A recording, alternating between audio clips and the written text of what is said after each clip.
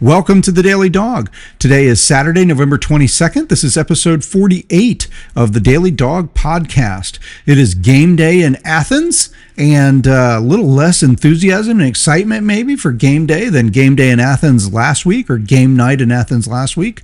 Last week was the big win over Texas, and this week we come back for senior day with Charlotte in town. Charlotte is actually one of the worst teams in FBS football. Way down in the bottom of the rankings, and coming into the game with the flip-flop record of Georgia as 1-9. So even among cupcakes, payday games, practice games, whatever you want to call these, patsy games, whatever you want to call this game, Charlotte has accumulated a fairly poor resume and is not an impressive team by any standard for this matchup today. So listen, what we're going to do is we're just going to try to keep this as short as possible, just bounce around a few things. I apologize. We did two podcasts, which was one big podcast, almost 2.5 plus hours worth of content out of part one and part two of the Texas recap. So today I'm just going to go back over a few things, Texas, and a few other things about college football rankings. There's really there's no reason to do any big breakdown of Charlotte. Again, Georgia comes into the game as a 43.5 point favorite. I think everybody knows. I mean, early in the season, we talked when we did the Marshall game and the Austin Peay game, we said, look, this is the beginning of the season. These are things we want to see. We were looking at Gunnar Stockton as a first-time starting quarterback and looking for some key things. We were looking for some playmakers to emerge on offense and defense. We've covered that throughout the season. We've seen our playmakers emerge. We know who those guys are on offense. We know who those guys are on defense. We've seen the offensive line come together. So at this point in the season, we're not really looking for a lot. This is a pad the stats game. This is a get a little healthier game. Really, I think Gunnar Stockton, probably, if I'm coaching, he probably plays the first two series regardless of results, and then he's done. Maybe you let him play the first quarter. I mean, you got to pick a metric, right? If you're Kirby Smart and you're deciding how you're going to handle this, does he play a quarter? Does he play the first half? Does he play 2 series, 3 series, 4 series? What do you do? You want to keep him sharp. You want to keep him getting ready, but it's a good time to let him rest. He's taken a lot of shots. And puts his body on the line, playing hard at quarterback for Georgia, and so a bunch of the other guys, right? So Chauncey Bowens, I don't know exactly what his status is. He had a little bit of an injury in the last game against Texas. I think C.J. Allen has been listed as week to week, so I think we can expect we're not going to see any C.J. Allen today. I don't know if there's any chance to get C.J. Allen back in time for the Georgia Tech game, but that would be handy. Georgia Tech is the number one offense in the country by yards produced or yards gained on offense coming into this week of college football. So by the time we get around to playing Georgia Tech in the Georgia Dome next Friday, a week from yesterday, then we're certainly going to want all hands on deck. And I hope, it'd be great if C.J. Allen was available. They've been a little cryptic about exactly what happened to him, so I'm not sure that's going to be the case. But it does sound like it's not a major injury in the sense that he's out for the season kind of thing. So maybe a playoff game scenario, C.J. Allen is back. So again, I don't usually get too much into the player reports. I don't have a lot of inside access. There are guys who do that, and I certainly recommend them. Among people that I listen to, I mention Brandon Adams all the time in the Dawg Nation podcast. I do like what he's doing, and they have a lot more insider information sometimes and can tell us a little bit more about what's happening with the resources they have from Cox Media, Atlanta Journal-Constitution.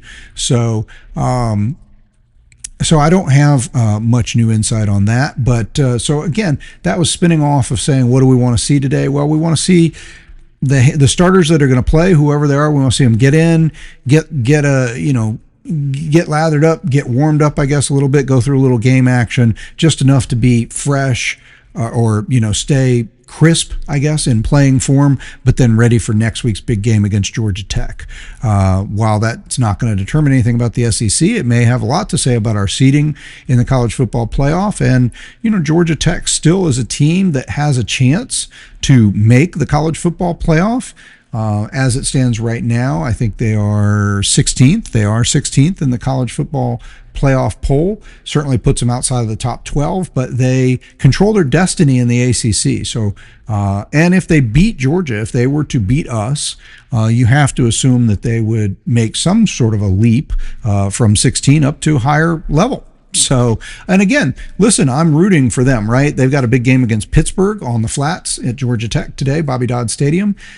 Pittsburgh, had been ranked last week until in the bottom of the top 25 till Notre Dame showed up. And game day came to town, and Notre Dame beat the snot out of them.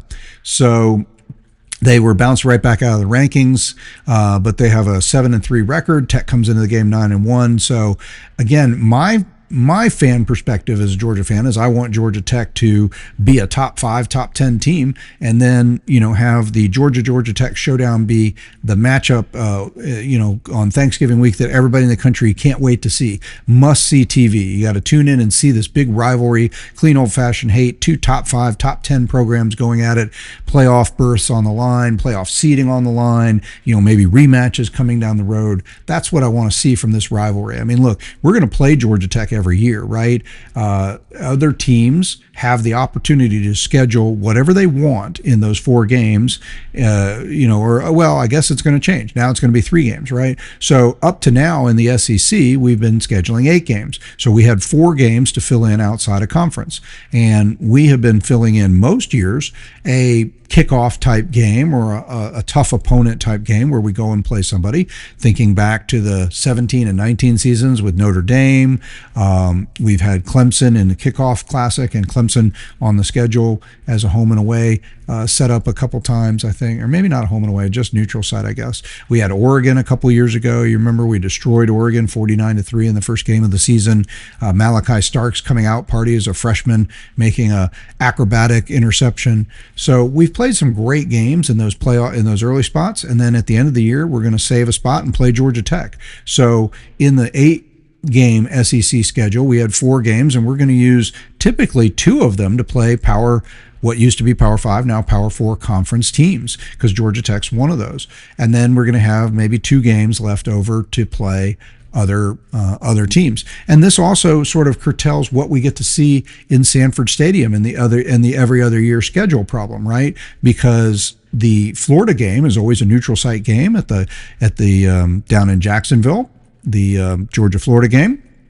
And so that's never going to be a home game. So you never have the big rivalry game against Florida coming to Sanford Stadium. So in the seasons when you don't have Georgia Tech and you don't have Auburn, you don't have Tennessee or Alabama or somebody like that coming to Sanford Stadium, and you don't get one of those you don't get one of those teams doing a home and home like a Notre Dame or a Clemson, then either we play another neutral site game in a kickoff game, or you add in another one of these cupcake games. And so you end up with 3 cupcake games at home in a season potentially, and no Florida game. And so maybe only 6 home games, and 3 of them are against terrible teams. So early in the season, I think we're all so excited when college football first comes back. We go watch anybody play, and we want to see a win. We want to see our team get going. But at this point in the season, what do we want to see? We want to see our team not get hurt, basically, right? So, but I will say there is one thing exciting. There's a lot of young guys that have been getting some playing time, and a lot of young guys who practice hard who don't necessarily get playing time, and they, depending on how much they've been in games, some guys maybe are still going to redshirt, but they can get into this game and get some game action. And so, again, I'm really hoping that most of the starters play no more than a quarter, and then we see the young guys get in. I'm looking forward to the most interesting thing to me is going to see, and I know all of y'all are excited, and we always want to know how our backup quarterback's going to do and what he looks like, right? So getting Ryan Puglisi in this game, and maybe even Ryan Montgomery. Be nice to see a quarter of Ryan Montgomery in the game, throwing the ball some, see what he can do. Highly touted 4-star quarterback recruit from last year. And then Ryan Puglisi with the big arm that everybody's excited to see what he can do. So, I think this is what we're hoping to see out of this game, and get some more young guys out there on defense getting experience, and hopefully they take the assignment seriously, that they understand the assignment, as everybody likes to say these days, and hopefully we can pad our stats. Last year we played UMass in this spot, and UMass racked up 21 points and over 200 yards rushing against our defense, and we ended up winning the game 59-21, but didn't get as many people into the game as we would have liked, and so hopefully we'll do a little better this year. But UMass might have been a slightly better team than the Charlotte team, so hopefully the Charlotte team just provides just enough to be practice. So look, that's all we're going to say about the Charlotte game, so let's bounce into a few other topics. Again, I want to keep this short and just kind of wrap it up, give you all some content as promised. One thing I've done all this week that took a little bit of my time, I probably would have put this podcast together sooner, but I took some time. I've told you guys before, if you've been listening all through the season, that I'm kind of an amateur stats, numbers junkie kind of guy. A lot of my everyday work also involves digging into some data analysis and spreadsheets and numbers. And so I like to take that to something a little more fun than just everyday work. And I love applying it to baseball. I love applying it to football. And I've told you during the season, it's very hard with football. Being a stats guy, you can't draw conclusions early in the season. I mean, you play 3 games and you have accumulated some stats, but let's say, you blow out one team that's a terrible team, you play a good team and you blow them out, and then you play another decent team, but then you fumble around the ball a couple times and you end up losing a 2-score game. And then you have this mix of stats and you look at it, and stats are not going to tell you a lot at that early in the season. They can be easily and wildly affected by how the flow of those games went. So you can kind of look at them game to game, and I think of game control, and you've heard me say that a lot. And game control, some people have stats they call game control, and there's all kinds of different ways to talk about game control. For me, game control is how you do in certain key areas, and I'm going to tell you what those are real quick. So to me, I think some of the key things about game control, there's stats that I look at. I put together 10 of them, and I think that's your scoring offense, your scoring defense, your turnover margins, your third down conversion, your opponent's third down conversion, time of possession, how many first downs you get, how many first downs the other team gets. And then I also like, and I should have got these first, but they just, the list was funny, total offense and total defense. So when you put all those together, and early in the season, I'll kind of just look at those. But what I've been doing lately is I've been working on sort of my own ranking. I find the rankings that are out there unsatisfying. Okay. Obviously, we all have our quibs about the college football playoff committee rankings. We may or may not have our quibs about the AP and coaches poll. We've talked about how basically once you get to past the preseason, the coaches poll becomes largely irrelevant. I don't know how many of you rush to see the coaches poll or even look at it when the rankings come out. I know that a lot of times the coaches poll comes out first on Sundays. And so maybe when I'm waiting to see if there's something interesting in the rankings, I keep checking. It's like, oh, the coaches poll's out. Okay.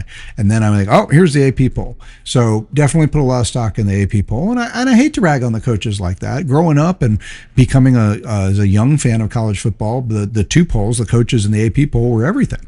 And the coaches were the ones who assigned the big crystal ball trophy that became sort of the icon for a long time of the college football championship. But in the modern era, the coaches poll, as I've said many a time, is basically just like, hey, it comes out first in the preseason, so that's our first chance to have somebody officially rank the teams. Then once the AP poll comes out, we pretty much follow that until we get to this latter part of the season, get around end of October, beginning of November, and that's when we get our first college football playoff poll. So this is week 13 of the season. Georgia comes into the game 9-1 this week, so we've played 10 games, obviously, so we've already had our 2 off weeks. So this is our 13th game slot, right? So in our previous 12 weeks, we have 2 off weeks and 10 games. Several of the other teams have already basically played out. Almost everybody's going to play 12 games in the regular season. A lot of teams have already played out the string on that. Indiana, a team that we're watching a lot, is they're a key top 3, top 4 playoff team in the playoff rankings, a team that's going to have to be considered as we look at championships and opportunities. Indiana is 11-0. They only have 1 conference game left before they would go on to play a potential conference championship game. I think I talked some in previous podcast about SEC championship. And listen, I think, and I've heard a lot of people talk about this, and I'm just going to echo this in this sort of stream of consciousness podcast today as we things to consider coming into the week 13 of college football. I want to see Georgia make it to the SEC championship. I mean, the best way to control our destiny. I mean, yes, right now we're sitting in the number 4 slot. Okay. And so I would be perfectly happy on one level. I'm never going to root against. It's always going to be better if you can play it. If they're going to offer an SEC championship game, then we should be in that game, right? That's how we should think. That should be our mentality. And I don't think we ever think, oh, we want to duck that game and save the wear and tear on our guys, or, be better for us. I mean, I know what happened last year. We played in the SEC championship game. We lost our starting quarterback.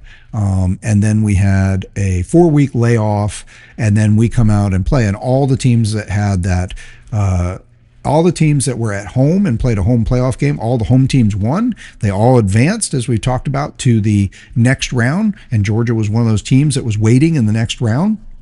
As Notre Dame advanced, having won against Indiana at home, they beat Indiana pretty handily, pretty easily, advanced to play us, and that home momentum seemed to be good juice for everybody. Everybody kicked off of that and went great. And so those teams had 2 to 3 weeks, depending on whether they played in a conference championship, those home playoff teams in that first round. They had 2 to 3 weeks off. They jumped in, they played a game, they got lathered up and ready to go, and then they took on the 4 top seeds.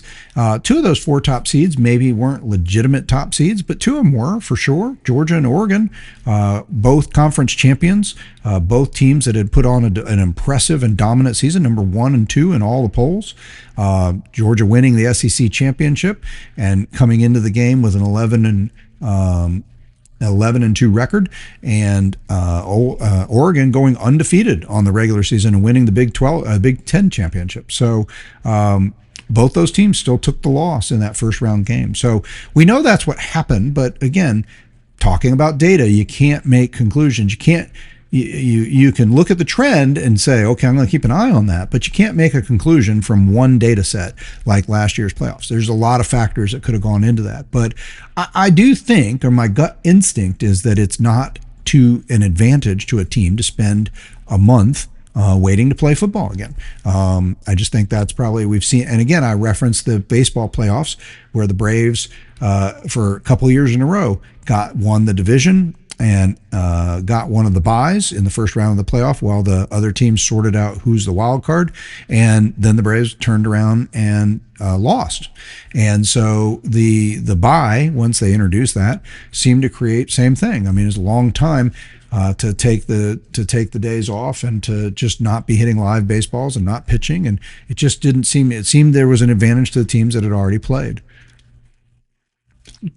So I think, I am concerned about the layoff, but if they're going to hold a championship game, if somebody's going to be SEC champion, then, and we're one of the top teams in the league and we're in contention for it, then I'm going to take the position that we should be one of those teams. We should be playing for it. And as I've said many a time before, my historical perspective says, hey, every time we get a chance to win an SEC championship, and I know that all of us out there have gotten a little spoiled. We're all thinking national championship, and I know we were all a little worried about this season. Is this season really a national championship season?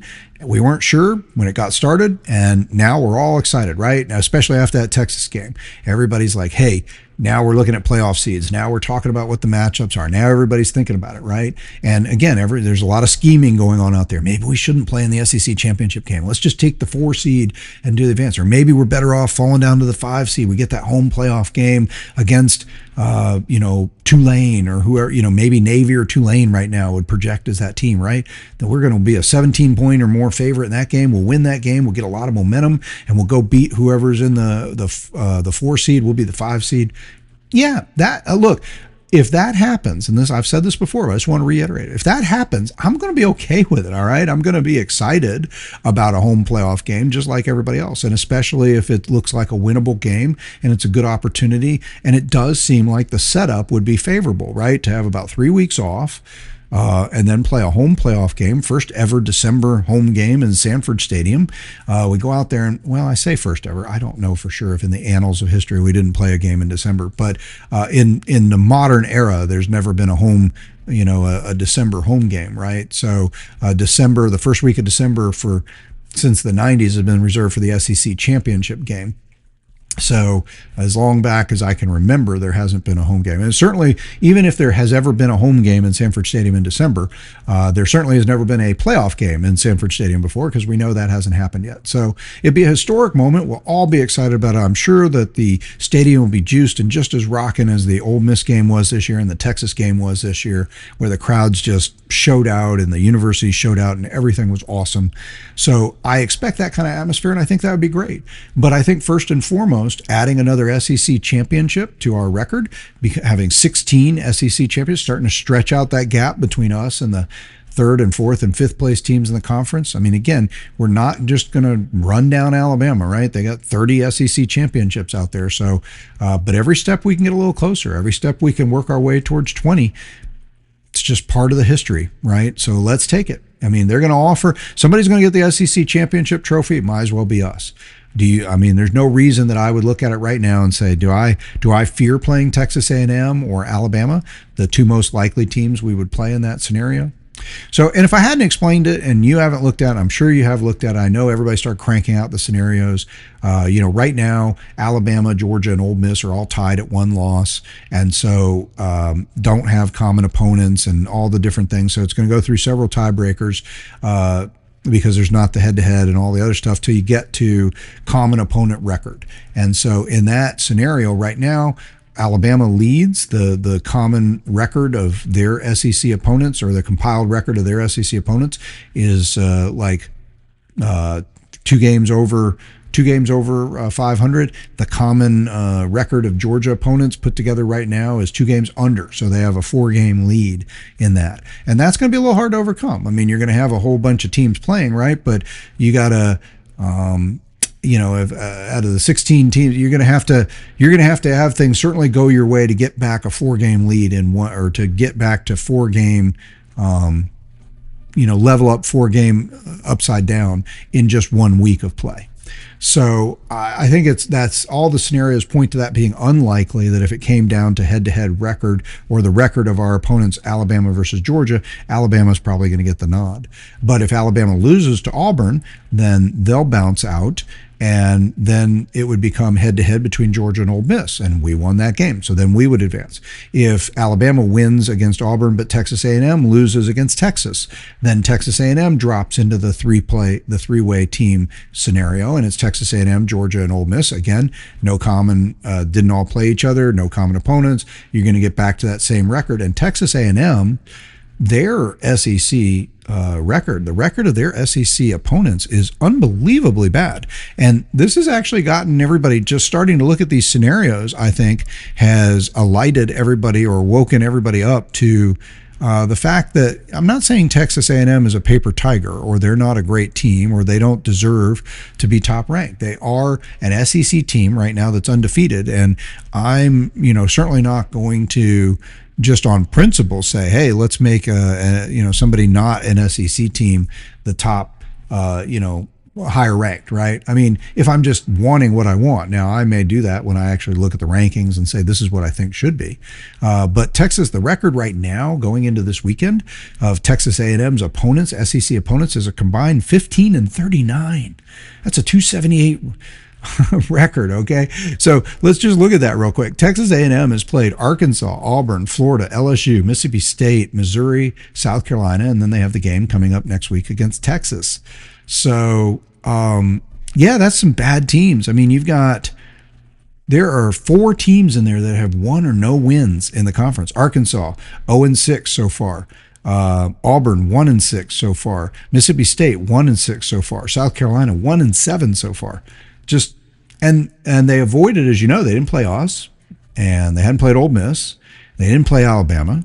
So Texas A&M has just had a little bit of that Indiana-like schedule that Indiana got last year. It's not, look, Indiana didn't cheat and get the super easy schedule and make it into the playoff with the super easy schedule. That's just the way the schedule came out. They played a Big Ten schedule. They just managed to somehow end up with a schedule that didn't have any of the top 25 teams in the Big Ten on their schedule last year. And so far, Texas A&M kind of has the same thing. Their big win, one of the best things they got going on their resume right now, catapults them up in the discussion, is the win on the road against Notre Dame. There's a lot of love and respect out there amongst pollsters and the playoff committee for Notre Dame, and they went on the road and beat Notre Dame. If they hadn't done that, they would probably be getting a lot less love and a lot less respect than they're getting right now. So, but anyway, that's that. The whole scenario of looking at the different scenarios of the SEC and realizing these cumulative record tiebreakers has all of a sudden gotten people kind of woken up to the idea that, whoa, Texas A&M is undefeated in the, in their overall record, and they're undefeated in the SEC. But somehow they have managed to play none of the significantly good top 25 teams. So, I mean, they've handled their business, but, again, listen, when you see something like that, and let me just say something about that right now. When you see something like that, that doesn't mean they're not a legitimately elite SEC top level team. It just means that we don't know for sure, because they have played an SEC schedule, and SEC teams on average are better than all the other teams on average. When you look at the talent rating, when you look at the overall power ratings and different ratings systems you could use, SEC teams generally on average, an SEC schedule, even when they haven't played Georgia or Alabama or Ole Miss this season, which are your other top outside of Texas A&M, those are your top other SEC teams, and they had managed not to play those. Still, Florida not having a great record. Auburn has not had a great record this year. However, talent index wise and overall power stats wise, these are top 50, top 60, top 70 teams out of the 134. I keep saying, now I've said this, let me correct this too. This is just total sidetrack, but sometimes I've said 134, sometimes I've said 136. And what I realize is when I've been looking at stats with the NCAA lists that there's 134 teams in FBS, because like Delaware State and Missouri State or Texas State, two teams like that moved up this year into FBS. And for whatever reason, they show them in the stat book, but don't count them among the 100. And then other places where you can look at the stats show them and all the other teams together and call it 136 teams. So, don't know what to say about that. But anyway, so back to Texas A&M.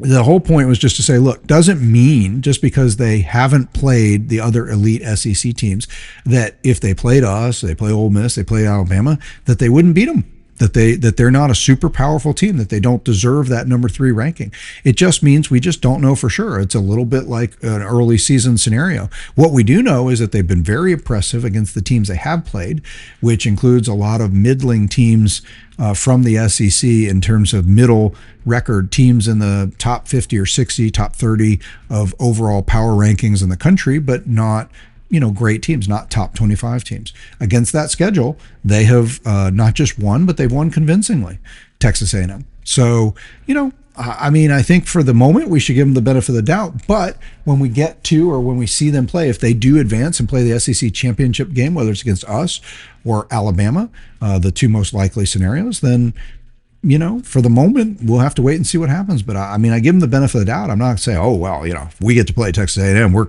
clearly bumping them because they didn't play, a great SEC schedule. No, but we played a better SEC schedule, a much more competitive one, and we know what we did against it. So we at least know that part of the equation. So, all right. So what else are we going to talk about? So we want to be in the SEC championship game. We want to win it. And the other reason we want to do that is this is the only way to control our destiny. Okay. Yes, it looks like we're in a good position. You look right now, for instance, you look at where we are right now and you say, well, we're number 4. If the season ended today, we'd be number 4. Well, yeah. Okay. We have to go play a 9-1 Georgia Tech team. And, I believe that we are and will be favored in that game. I believe we should win that game. I think we're the better team than Tech. But you saw what happened last year, and Tech is arguably a better team this year than they were last year. Last year they were finished 7-6. This year they're 9-1 already, right? And they got a game against Pittsburgh today, and then a game against us. And then possibly if they win the game against Pittsburgh, then I think they're going to be in the ACC championship game. So they're also going to have that they're going to be looking at after they play us. And how about that? That would be kind of exciting, right? Where Georgia and Georgia Tech play each other, both knowing that they're going off after these games to, or possibly finding out after those games that they're going off to their conference championship games.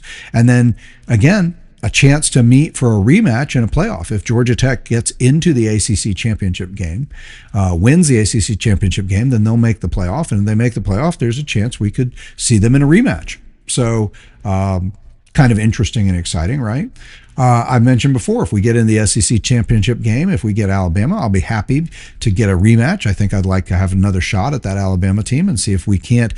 We certainly have more momentum. They just took a loss against Oklahoma, and while they played great on the season, there's a little bit of a sense that they're tailing off a little bit.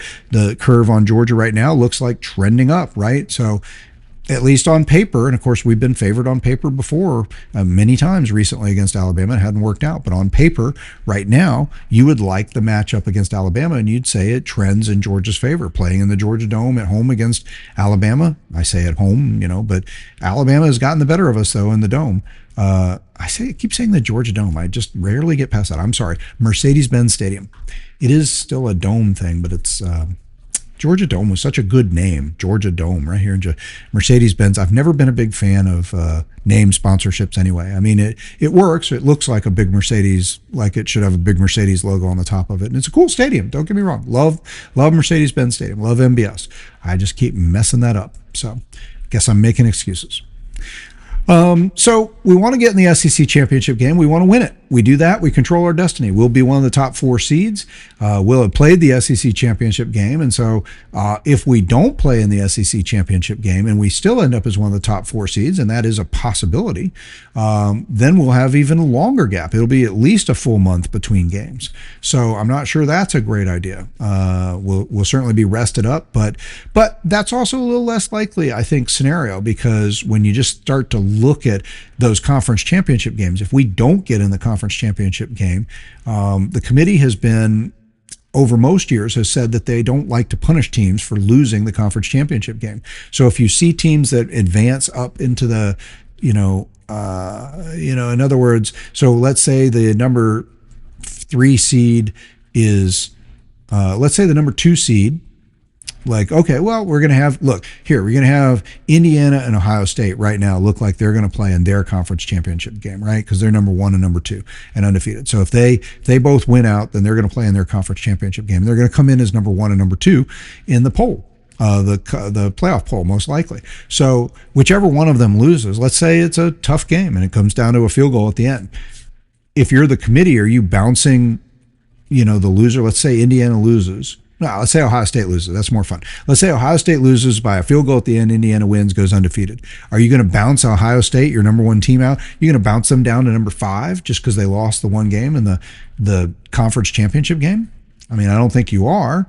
So even though, there's going to be a team taking a loss and a team getting a win, I guess the worst case scenario would be what if you had a conference champion that took on a team that's already in the seeding? So I guess if you look at, in this case, like Big 12, let's say the Big 12 championship somehow ended up as, let's say it ended up being Texas Tech and Cincinnati, who's currently outside the top 25 or the AP top 25. Well, let's say Cincinnati won.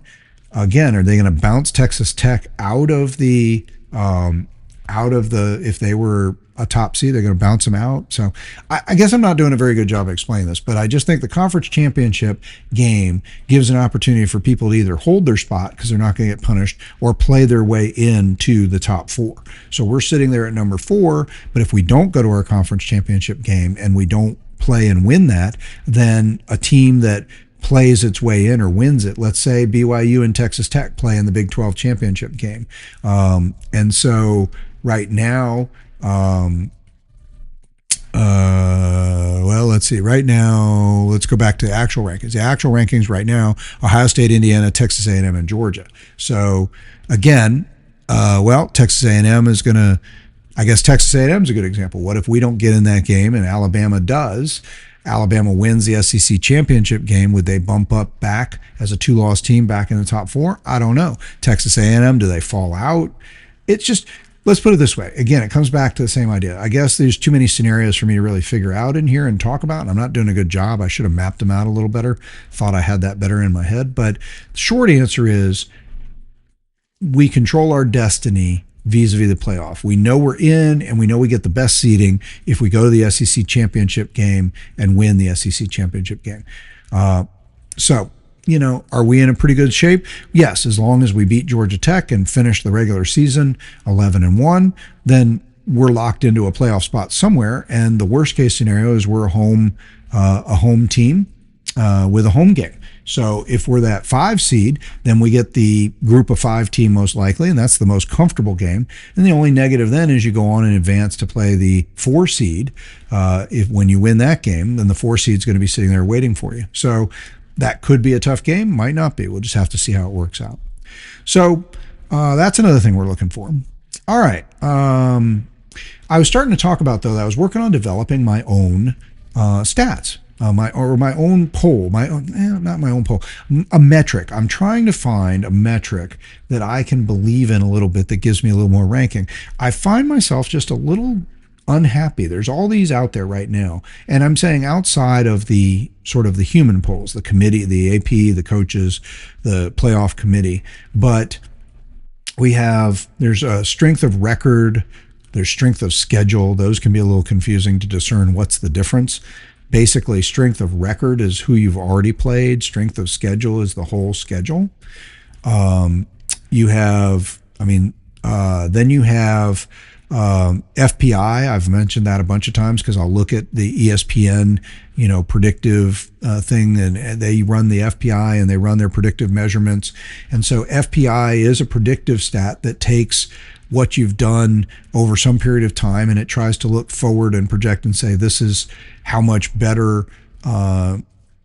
It's a little bit like WAR in baseball, where it sort of says, look, this team is this much better than an average top 25 team, or would beat an average team by this amount or whatever. And so you get this number to that. And again, it's handy. I think there's some good things about it. There's another one that the ESPN, also one of the analysts that they hired on when he was at a different company, developed one called SP Plus. And it's also a sort of a forward-looking predictive measure, which kind of takes their resume and their one-loss records and the one-loss record of the teams they played and kind of amalgamates all that together to give you another number that says this is what they would beat a top 25 team by, or something along those lines, as best as I understand it. So you have SP Plus, you have FPI, you have strength of record, you have strength of schedule. These are all some other kind of metrics that are out there to try to give some voice to what we all feel is a little bit of an inequity. Like we look at, and there's a lot of consternation right now in the SEC because there's a sense that the SEC sort of bargain for the idea that, hey, we need the college football playoff to take seriously how tough our schedules are and give us credit for that. And they said, yeah, we're going to put a component in there where we take account for strength of schedule. And that's going to be a big part of what we look at. And then we look at the rankings and it feels like, are they looking at that? Are they giving that? Like a lot of people thought, hey, maybe Texas A&M, after they beat down Missouri and Indiana in the same week, barely escaped Penn State. Both teams are undefeated. Texas A&M's playing an SEC schedule. Indiana's playing a Big Ten schedule. The SEC is a better league this year. You can see that looking at it. They have some good teams at the top, but their middle and bottom teams are not as good. And the SEC is a little better top to bottom. And so you say, well, so maybe Texas A&M should have jumped over Indiana in that spot. And same thing, you look at, well, Alabama lost a close game at home. They had a few turnovers. They lost by a field goal at home to Oklahoma, a team that was already in the top 25, top 15. So not a bad team, a really good defensive team. They lose that game and they fall 6 spots. They fall from number 4 all the way down to number 10. So now they're on that bubble slot on the playoff, right? Where they're the last team that you can count on in, because if you're number 11 or 12, you have the chance that you're going to get bumped out. The top 12 teams theoretically make the playoff, or there's 12 seeds for the playoff, but there has to be a spot for the group of 5 champion. And so if you're number 11 or 12 and the group of 5 champion is below the top 12, then they're going to have to be elevated up to that top ranking. If you're or if one of the other power conference teams right now, the ACC, is sitting there with Miami as their highest ranked team, right? So I said Georgia Tech controls their destiny, but Miami is the highest ranked team in the ACC right now. They are number 13, so they're outside that top 12. So if you're number 12, you're going to get bumped for both the group of 5 champion, and you're going to get bumped for the ACC champion if they remain outside of the top 12 in the rankings. So Alabama's number 10. They're in that last spot. So here they've, and they've had a great resume. I mean, they were the only team in the country to go and beat 4 top 25 teams in back-to-back-to-back weeks, including us. They beat one of the top 4 or 5 teams in the country on the road. So nobody probably has a better resume this year than Alabama. And so, again, did that strength of schedule get considered when they fell all the way down in the rankings behind, they're a 2-loss team, but all of a sudden they're behind a 2-loss Notre Dame team? They're behind 2-loss Oklahoma team. Yes, Oklahoma beat them, so maybe that's fair. You got the head-to-head record. But that Notre Dame team looks a little suspect, right? You look at Notre Dame and you say, well, wait a minute. Notre Dame hasn't really beaten anybody. Notre Dame has one win against a current top 25 team. So, and of course, they lost 2 games against 2 teams that are in the top 15, top 5, one top 10 team and one top in Texas A&M. So they lost to number 3, and they lost to number 13 Miami. So the quality of their losses is excellent, but the quality of their wins is not much to brag on. They just USC. They have 1 win against a top 25 team in USC, and that's it. Whereas Alabama has wins against Georgia, number 4 Georgia. This is current top AP rankings. Number 4 Georgia, number 12 Vanderbilt, number 20 Tennessee, and number 23 Missouri. So nobody else has 4 wins against the top 25, against top 25 competition. Current top 25. That's what the rankings are now, after Alabama's beaten them. And so they're rounding towards the end of the season. These teams might all finish in the top 25. Again, Notre Dame went on the road and beat Pittsburgh. And so at the time they played them, they were 22nd, but they beat them like a drum and bounced them out of the top 25. So again, they don't have, against the current top 25, they only have 1 win against a team that's still in the top 25. And this team probably will be there. USC has an 8-2 record on the season. They're number 16. They're probably going to finish the year in the top 25. So this is what I was looking for a lot this week. I took some extra time where I probably would have done one of these podcasts and thrown some of these things out earlier. And I was working on something I've been playing with as a data project for a while, which was, how do I take those 10 key stats, what I call the power stats, the things that I think talk about and point to how you control the game. And is there something I can do with those to make a metric of my own that I would feel excited about and that I would think was diagnostic, that sort of stands up and measures that? And so I have put together a way to rank those teams. And basically I've been ranking all of FBS football, all 134, and I'm using 134. I explained that before, but I'm using 134 right now because I pulled the stats to play with these things from the NCAA website. It's the most convenient one that I was able to pull the stats from.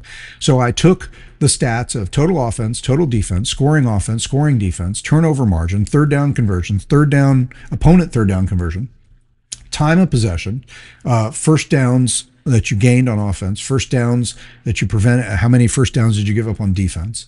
And I put all those together, and I've sort of made a metric where I could look at it.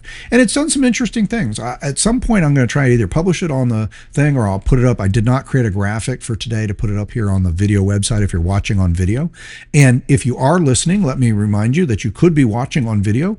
This appears on YouTube video. You can also see it on Substack at the Daily Dawg website, thedailydawg.com, is hosted at Substack, and you can see the videos. If you click on the podcast section of the Daily Dawg website, you can see the videos right there from Substack. You can see them from any place that takes the video feed. I know I know that YouTube does, and that's where the main one does. And I do usually take some clips from these and publish them on social media and on YouTube as well, some short clips. So please feel free when you see those and you want to tell somebody about the Daily Dawg, use those clips and share them to people or point them to people from Facebook, X, and Facebook. What am I thinking? Instagram. Anyway, but if you want to watch the podcast, and of course you can get the audio podcast from Spotify, Apple Podcast, you can get it from YouTube as well, and at Substack. So many of the places you would get podcasts, and you can always download and play it on any player you want. So hope you're joining us in any of those formats, but just wanted to remind you, you can look at the video feed, and sometimes I do flash up some of the graphics and stats. I did not prepare any today because it's getting time to get this podcast out before anybody's going to have a chance to listen to it before the game or during the football day today. So wanted to get that out.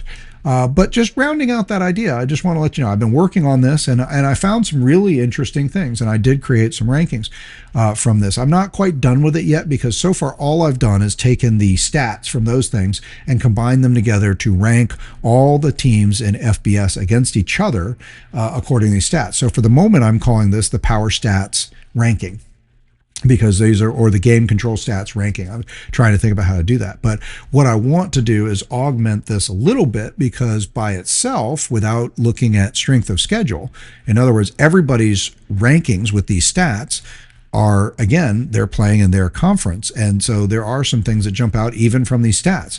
So for instance, I ranked all these teams by how they have accumulated in these 10 categories of power stats.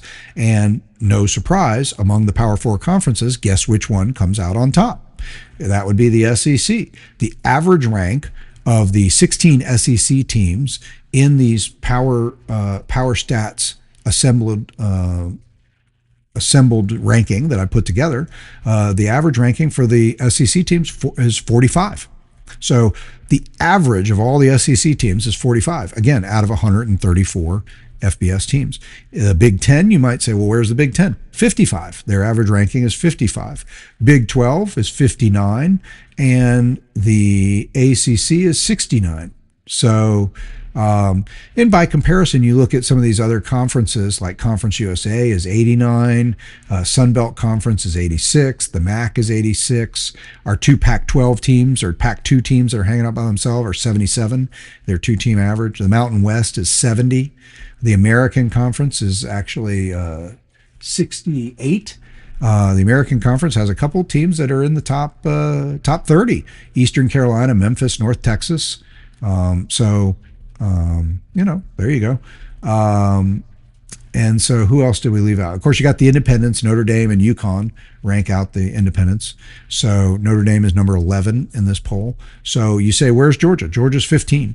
So our SEC teams, according to this Power Stats ranking assemblage, is Missouri at number 8, Alabama 13, Georgia 15, Texas A&M 18, Ole Miss 19, Vanderbilt 25, Oklahoma 34, Texas 39, LSU 42, Tennessee 45, Auburn 49, Kentucky 55, Mississippi State 73, Arkansas, now we're getting down to the dregs here, Arkansas 90, Florida 96, South Carolina 106.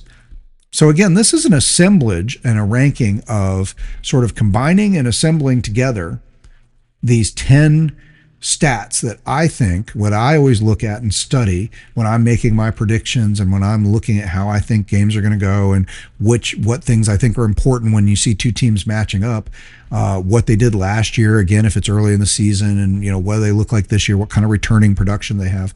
These are the stats I look at, and so just raw, unfiltered, not taking into account that the SEC.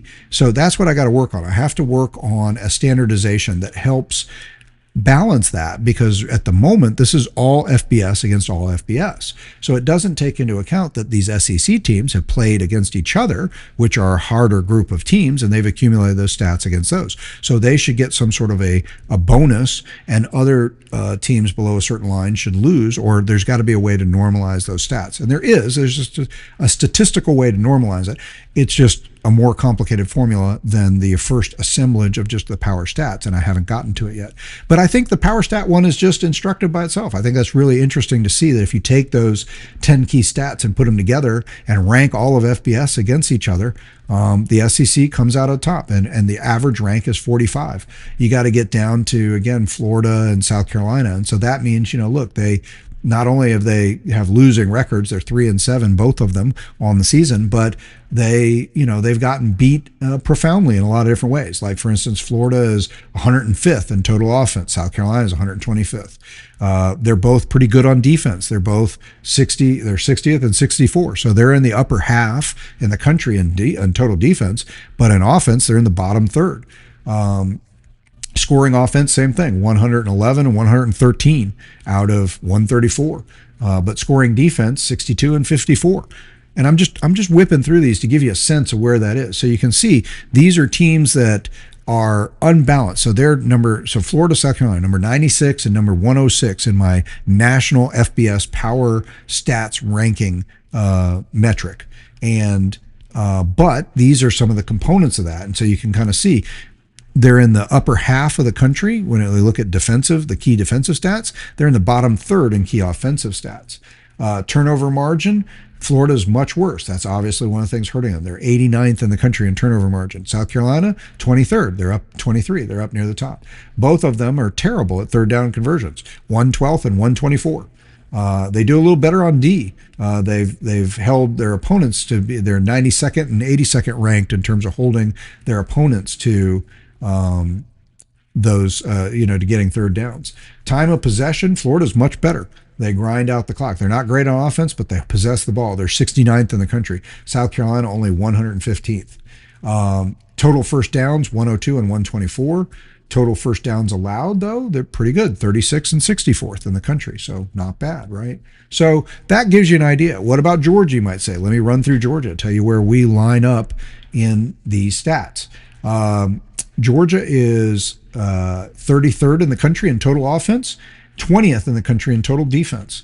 Scoring offense is 29th in the country, and scoring defense is 19th. So our defense is top 20. Our offense is hovering right around top 30. So that's a pretty decent combination. I mean, a lot of times you'll have an imbalance. You'll have one side of the ball that's really better or different than the other side of the ball, right? Georgia has been moving up in the rankings in those, so the defense has definitely moved up to be both top 20 in both points allowed and yardage is really an improvement. Georgia's coming along, only allowing 307 yards. I think once you've heard me say before, once you get below 300 yards a game, then you're starting to move into that elite category. And you could argue they're already getting in that elite category because even 307 yards a game is putting Georgia in the top 20 right now. So, and hopefully after this game, that's one of the things, hopefully we will get at it today. Hopefully Charlotte doesn't get over 300 yards. Hopefully we're able to game control this game, even with a lot of subs and a lot of guys getting a lot of playing time, a lot of second, third, fourth, fifth stringers, whatever in the game. Hopefully they toe the line enough and play at a high enough level that we hold Charlotte to 200, 250 yards of offense, which will help drive our stats down. We would actually go into that more elite sub 300 yard per game category.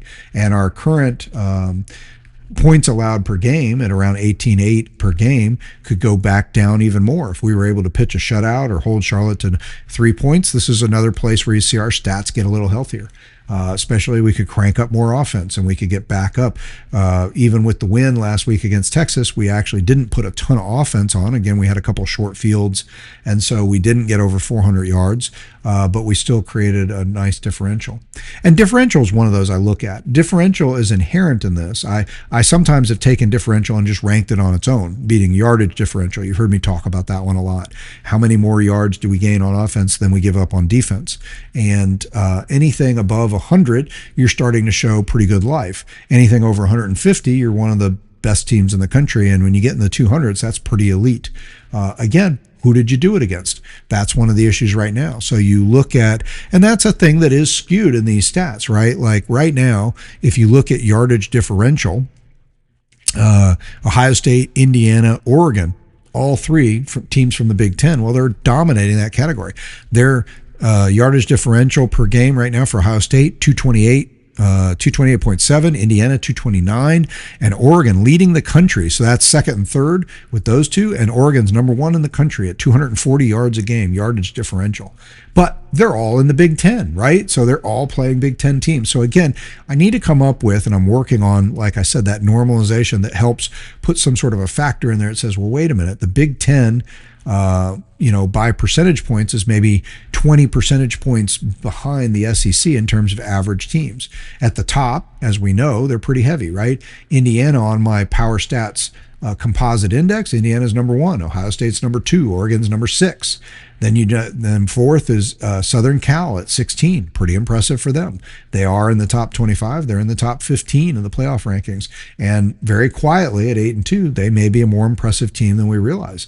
But the fifth team would surprise you out of the Big Ten. It's Nebraska. They're number 20. Washington is 22nd. Michigan is 26. Iowa's 28. And then you start to jump down. Then you jump out to the 50. So in your Big Ten teams, your top 8 teams are all in the top 30. But we go back to the SEC, and still, I guess actually that's pretty comparable. We have 17. We only have actually 6 teams inside the top 30. But the SEC, going all the way down to Kentucky at 55, has 12 of 16 teams within the top 55. So to get to a similar place, the Big Ten has 10. So not as bad, but the bottom really falls out of that Big Ten. You start at Northwestern and then go down to Purdue, and the average ranking in the, out of the 134 teams for that batch of teams, for that 7 teams, the bottom 7 teams in the Big Ten, the average ranking is 101. Okay. So you go to below Kentucky, and you take the bottom 4 teams in the SEC. So Kentucky's the 55th team in my power ranking, and the bottom 4 teams in the SEC are 91. So again, 10 on average, the bottom of the Big Ten, which encompasses more teams. There's 7 teams in the bottom of the Big Ten that are averaging 101 in their position in this power ranking index that I'm coming up with for Stats Power Index. Whereas the bottom 4 of the SEC, they're 91st, and the top 12 teams in the SEC are all inside the top 55. So, there is a difference there. So it does say something to that. But no matter who you accumulate these stats against, I am forced to admit when I look at it, look, Indiana is mind-bogglingly good in this stats index, okay? Let me just give you a sense of what they're doing.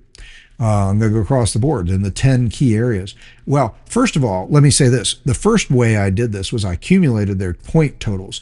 And this is a thing where, because I've ranked them, best to worst, and then put those categories together, when you look at their point total as a metric, you want to have, it's like golf, you want to have the lowest score possible, right? Well, Indiana's leading the country. Their point total in 10 categories is 29 points. So that means they're first, second, or third in almost everything, which is what they are. And Ohio State's 2 is second. They're 103 total points. Okay. So Indiana is 70 points better than Ohio State. And by comparison, you say, well, where's Georgia? Georgia in this index is 15th in the country. Georgia has a cumulative total of 317 points, or an average of 31.7 per category. So Indiana, let me just tell you again about them. Total offense, they're 9. Total defense, 4. Scoring offense, 3. Scoring defense, 2. Turnover margin, 2. Third down conversions, number 1. Opponents' third down conversions, number 2. Time of possession, number 3. First down offense, how many first downs has the offense generated? Number 1. How many have they held, or how have they done holding teams to first downs on defense? Number 2 in the country. I mean, that's just stunning. Okay. I mean, that's 2.9 average is the ranking in those categories.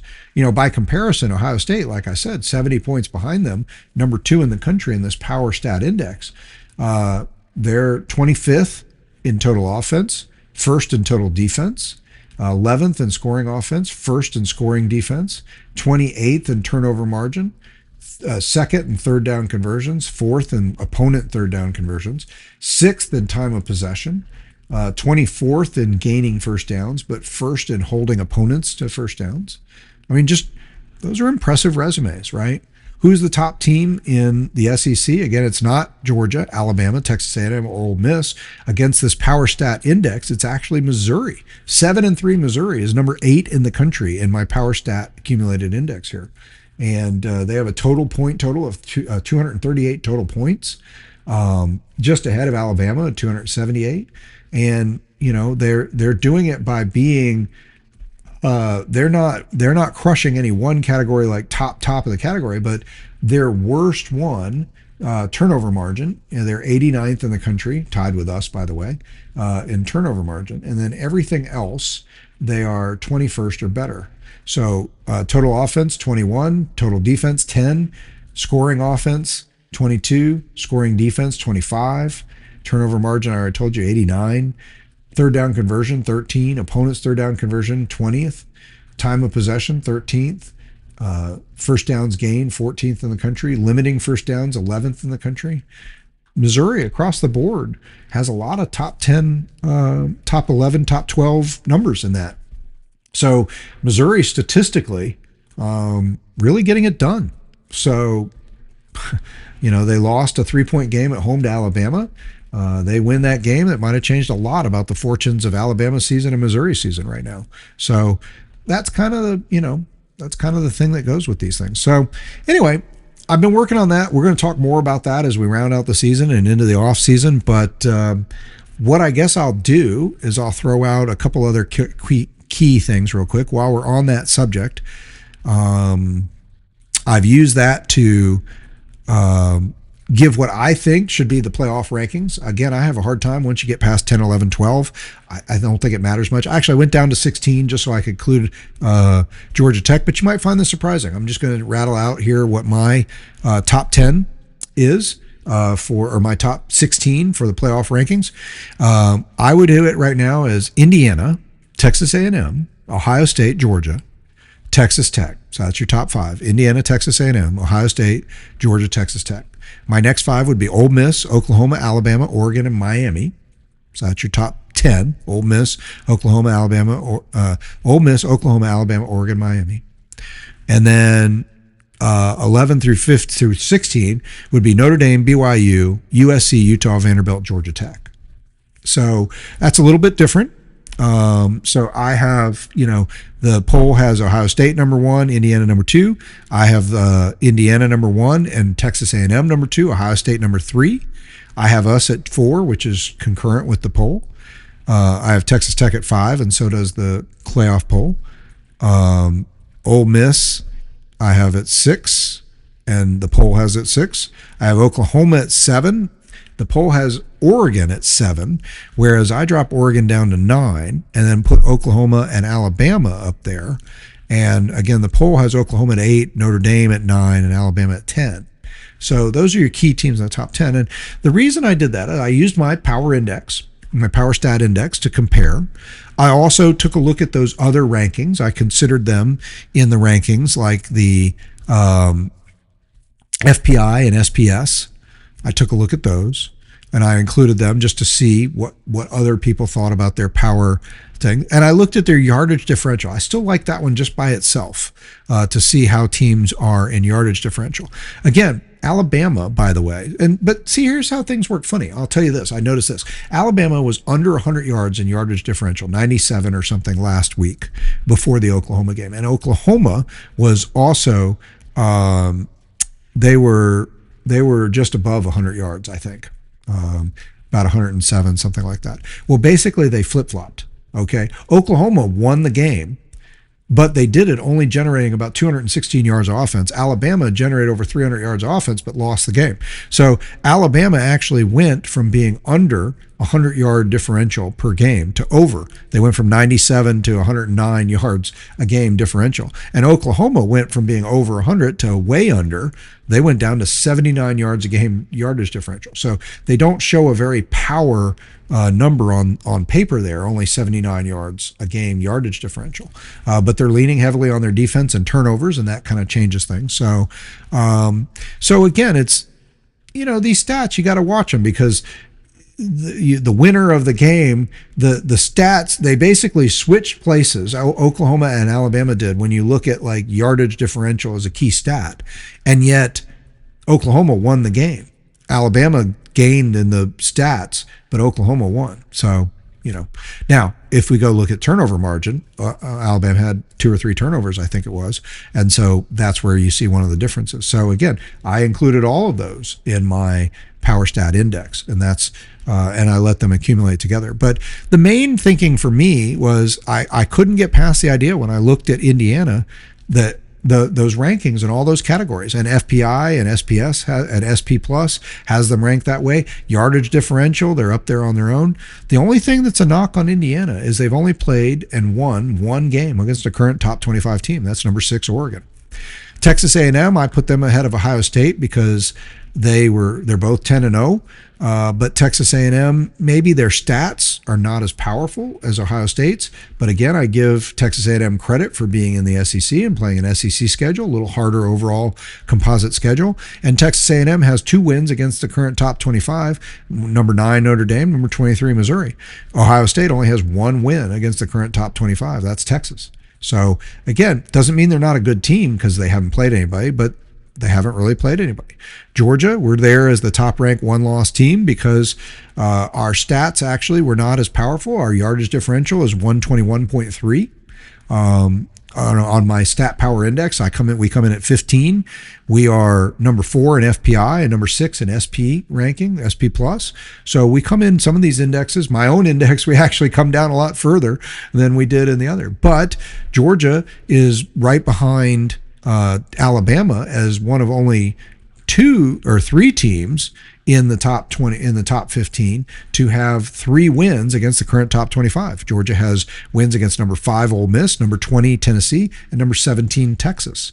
The other team right behind us, I have in the rankings, Texas Tech, has wins against number 13 Utah, number 11 BYU, number 25 Houston. Again, I give the nod to the SEC schedule and the little bit higher ranked teams there. Well, actually, I guess the rankings come out the other way there. And then the other one that actually, very surprisingly, Oklahoma. Again, Oklahoma, not a power team on the stats. They're 34th in my index, 16 in yardage differential, 15 in FPI, 12th in SPS rank. So stats don't love Oklahoma. Oklahoma's not dominant. Again, they won a game where they actually lost ground statistically. They went on the road and beat Alabama, lost ground statistically. But at this point, though, Oklahoma, I like them as the top 2-loss team because Alabama has the more impressive resume, having won 4 games against the top 25, but Oklahoma's won 3, number 18 Michigan, number 20 Tennessee, and number 10 Alabama. So you say, well, Alabama's won 4, but again, I think you should look at the head-to-head, and Oklahoma just beat Alabama. So I'm going to give them, it's close enough that I'm going to give the nod there as the top 2-loss team to Oklahoma and put them in the 7 spot. And same thing, I'm going to push Notre Dame in my ranking down to number 11 because while they are statistically pretty good, not super dominant, they're in the top, they're in that 10, 9, 8, 10, 11, 12 when you combine all the power stats and look at it. But they have 1 win against USC. That's it, a 1 win against the top 25 team. So when you look at my rankings, by the time you get towards the bottom of the rankings, what you see is that the teams that are on the bottom half of my ranking scale, and that would be Oregon at number 9, down to Georgia Tech at number 16 for my top 16 playoff or my ranking, matching sort of the playoff ranking. I'm also then taking this metric, sort of, it's not a metric, but I'm taking the eye test, or I'm taking what they did on the field, and I'm looking at the stats and I'm saying, yes, but starting with Oregon, no wins against the current top 25. Miami, 1 win against number 9 Notre Dame. Notre Dame, 1 win against number 16 USC. BYU, 1 win against number 13 Utah. And then USC, 1 win against number 18 Michigan. Then you get to the bottom 3, Utah, Vanderbilt, Georgia Tech, 8-2, 8-2, 9-1 respectively. No wins against the current top 25. Okay, so that's where I'm sort of judging. That's how I put that together. So, listen, I want to get towards the end. It's time to wrap this up. A couple things I rewatched parts of the game and some highlights. A couple things I just wanted to call out. That I don't know that I got to much before. Let me just see. I think I made the point already before. Gunnar should be a Heisman candidate, and there's plenty of reason for that, and we all know that. We will get into that after the game. We'll save that one for later. We'll talk about it. There's some stats and some reasons to back that up, but we're going to come back to that one after the game and next week. And we're going to have more podcasts next week. There's a lot to talk about getting ready for this Tech game, unlike this week. So you can count on having at least 3 or 4, maybe 5 podcasts next week as we break down the Tech game and more about the season. We'll talk Gunnar for Heisman and stuff like that. One of the things I noticed, we had 3 sacks in the game against Texas. And they were true like beatdown sacks, plus some awesome tackles for losses. I know you guys saw them, some of those just like a couple throwdowns, literally where we picked up the guy behind the line and just threw him to the ground, and talk about the Texas player. So that was fun and exciting and just part of a really great win. I noticed that we had 2 sacks credited against us, and when I went back and rewatched the game, I saw where those were because I didn't really remember them. The first one came right in the beginning of the game. You might remember there was a busted snap, like Gunnar was not looking, and they were on the broadcast. They were even talking about how Bobo has a glove on because he had the laceration on his finger and how it's going to affect him snapping. And he snapped the ball when Gunnar wasn't looking, and it hit Gunnar in the not so nice place. And Gunnar was lucky to hold on to the ball. We were lucky it wasn't a turnover because he wasn't looking. And fortunately, the ball hit him. If it had just whizzed past him, it could have been a turnover, or we lost huge yardage. But Gunnar grabs that ball and he kind of veers left, right, wiggles around, and he actually, compared to where he ended up with the ball, when he got the ball, he was in the shotgun, 5, 6, 8 yards behind the line of scrimmage. He got back to about a yard behind the line of scrimmage where he was tackled when he tried to make up for the sudden surprise snap. And that goes down as a sack. But, I didn't really think of it as a sack. It was kind of a busted play. And Gunnar did a good job to make it he gained from where he started under pressure. He gained back 4, 5, 6, 7 yards as opposed to losing that much.